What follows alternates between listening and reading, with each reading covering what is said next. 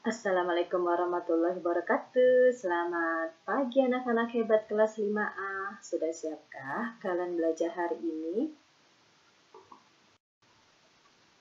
Mari anak-anak kita berdoa dulu sebelum belajar. Bismillahirrahmanirrahim. Raditu billahi rabba wa bil islami dina wa bi Muhammadin nabiyya wa rasula. Rabbi zidni ilma warzuqni fahma. Amin. Hari ini kita memasuki tema 1, subtema 1, pembelajaran 1. Pelajaran pertama yang dibahas IPA dengan materi organ gerak hewan dan manusia. 2 adalah bahasa Indonesia, menemukan ide pokok dalam bacaan. Mulai ya dengan pelajaran pertama, IPA. Bergerak merupakan salah satu ciri makhluk hidup. Gerak dapat diartikan berpindah tempat atau perubahan posisi sebagian atau seluruh bagian dari tubuh. Makhluk hidup akan bergerak apabila ada rangsangan yang mengenai sebagian atau seluruh bagian tubuhnya. Manusia dan hewan bergerak menggunakan organ gerak yang tersusun dalam sistem gerak. Organ gerak berguna untuk berjalan, berlari, melompat, meloncat, memegang, menggali, memanjat, berenang, dan sebagainya. Alat yang digunakan manusia dan hewan ada 2. 1 adalah alat gerak pasif berupa tulang. 2 adalah alat gerak aktif berupa otot.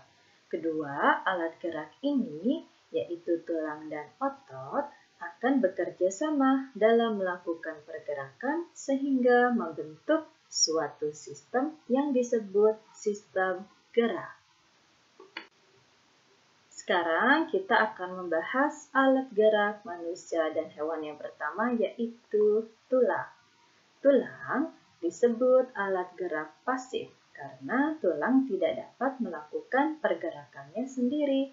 Tanpa adanya alat gerak aktif yang menempel pada tulang, maka tulang-tulang pada manusia dan hewan akan diam dan tidak dapat membentuk alat pergerakan yang sesungguhnya.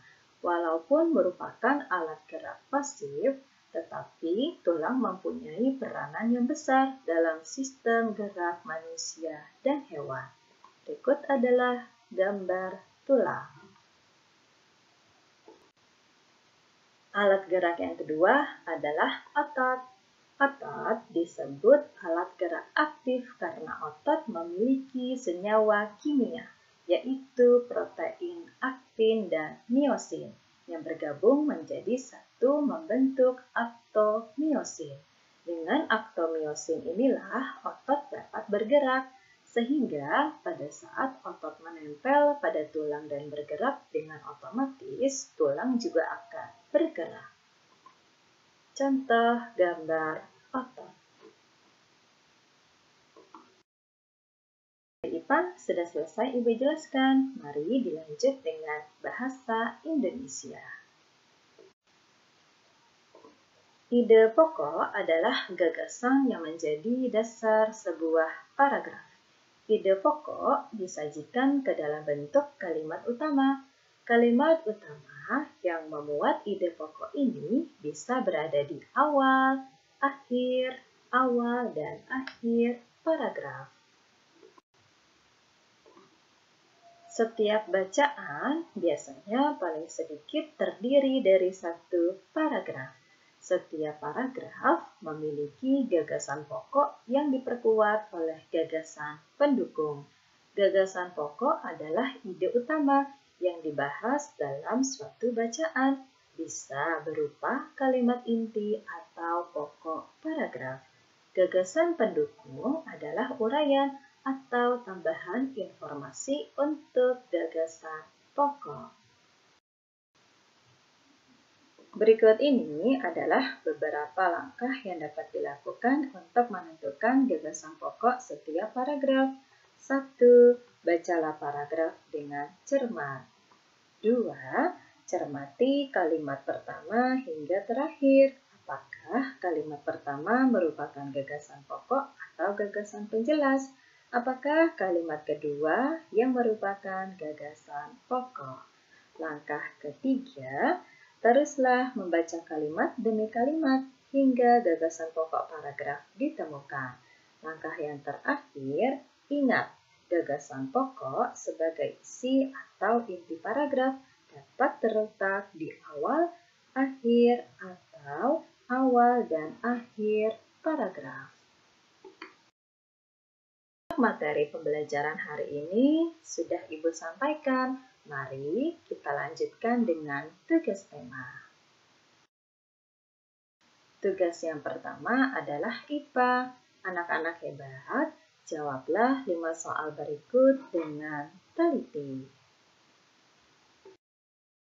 Berikutnya adalah bahasa Indonesia. Anak-anak, bacalah teks yang berjudul Organ Gerak Manusia dan Hewan. Untuk bacaannya ada di buku paket tema 1, pembelajaran 1.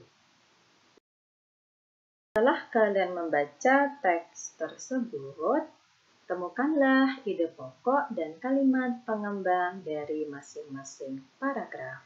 Dibuat formatnya seperti tabel berikut. Anak hebat 5A, selesai sudah untuk pembelajaran kita hari ini. Sampai jumpa besok. Wassalamualaikum warahmatullahi wabarakatuh.